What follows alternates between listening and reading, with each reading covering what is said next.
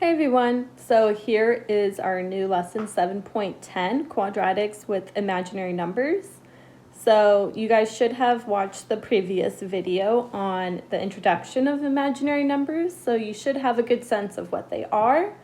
And in this video, I'm just going to go over a few examples of solving quadratics where the answer is a set of imaginary numbers. So let's jump right into our first example. Okay, so here is our first example. It says to solve each equation with the quadratic formula. So for this problem number 1, we are first going to start off by just labeling our A, our B, and our C values. So in this problem, our A is a -2, our B is -2 as well, and our C is -3. From there, we're going to write out our quadratic formula from 2 weeks ago when you guys learned this. So x is equal to -b plus or minus the square root of b squared minus 4ac all over 2a. Okay, remember that this is coming up pretty often, so you do need to know this formula. From there, we're just going to substitute everything in. So we get -2 plus or minus the square root of -2 squared minus 4 times -2 times -3 all over 2 times -2. And then we are going to simplify. So 2 negatives will give us a positive. Inside the root, we get 4, and then minus 4 times 2 is 8 times 3 is 24. All over 2 times -2 is -4. We can simplify inside of the square root, giving us -20. Okay, and then the next step is we're going to start to simplify inside of this square root right there. So as you guys know from the other video, that square root of -1 is equal to I. So we're just going to rewrite this as -1 times 4 times 5 all over -4. And the reason why I did 4 times 5 is because 4 is a perfect square. So we can pull that out as 2. And then also the square root of -1 is just I. So we can pull that out front as well. So now this actually becomes x is equal to 2 plus or minus square root of 4 is 2. Square root of -1 is I. And inside is 5 because there are no other pairs with it. And then the whole thing's over -4. Okay. Now you can also see that there's a 2 here, a 2 here, and then a 4. They're all divisible by 2. So I'm going to divide 2 out from each term, giving me x is equal to 1 plus or minus 1i square root of 5 over -2. Or instead of 1i, you can just say x is equal to 1 plus or minus I square root of 5 over -2. And there is your answer. Okay, there's that one. Let's move on to example 2.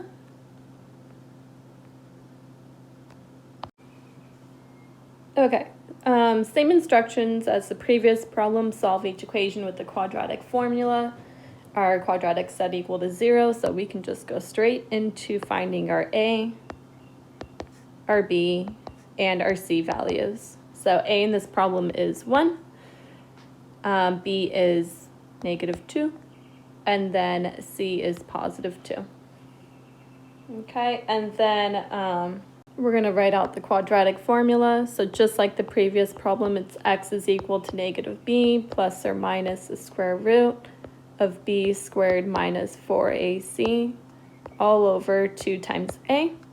Then we're going to go straight into substitution. So substituting our a, b, and our c values. So we get -2 plus or minus the square root, -2 squared minus 4 times 1 times 2, all over 2 times 1. Okay, and then we're just going to go straight into simplifying. So 2 negatives will make it a +2, plus or minus square root -2 squared is 4, and then -4 times 1 times 2 is -8. All over 2 times 1 is just 2. Okay, and then simplify that square root. So 4 minus 8 is -4 over 2. Okay, and then you guys can notice that this square root does simplify because of that fact that we know the square root of -1 is equal to I. So we can simplify that radical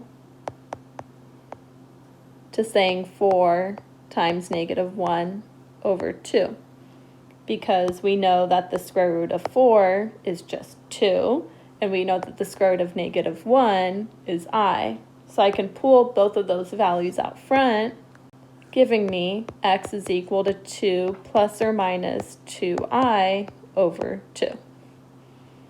Just like in the previous problem, all three terms, here, here, and here, they all have 2 in common, so we're going to divide 2 from each term, giving me x is equal to 1 plus or minus 1i over 1. Or you can just say x is equal to 1 plus or minus I.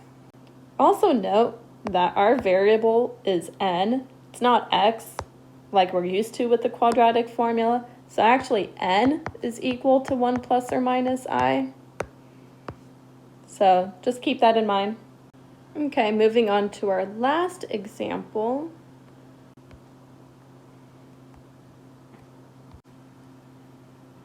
Okay, so next example, and this is our last one. Notice that the directions are a little bit different in this problem. It says solve each equation by taking square roots. So it doesn't say to use the quadratic formula. It's giving you a hint on how to solve this. Remember that our goal is to solve the equation. We're trying to solve here for n. We're trying to get n by itself. So we don't necessarily have to go straight into the quadratic formula. There's a quicker way to do this. If I want to get n by itself, I need to move over this -1. So I'm going to add 1 to both sides, giving me 2n squared is equal to -10. From there, I can divide both sides by 2, and now I get n squared is equal to -5. Well, if you guys remember from a while ago, how do we get rid of a square? We would just take the square root because that's the inverse. So the inverse would be to take the square root of the left side and the right side. So now the square root and the square, they cancel, and then we get n by itself. But remember that we get plus or minus whenever we do that, and it's the square root of -5. But now we know that the square root of -1 is equal to I. So we can use that fact for this problem here, and we get plus or minus the square root of -1 times 5. And now this -1 we can pull out front, and we get n is equal to plus or minus I square root of 5. Can't do anything to that root 5 because there's no pairs for it, and then that would just be it. So notice that's a lot faster than using the quadratic formula. So check to see what the instructions are asking you. All right, so for this week, your book work is 7.10. That's posted in Google Classroom. And also your magic word for this week is Skywalker. Happy May 4th, everybody. Magic word is Skywalker.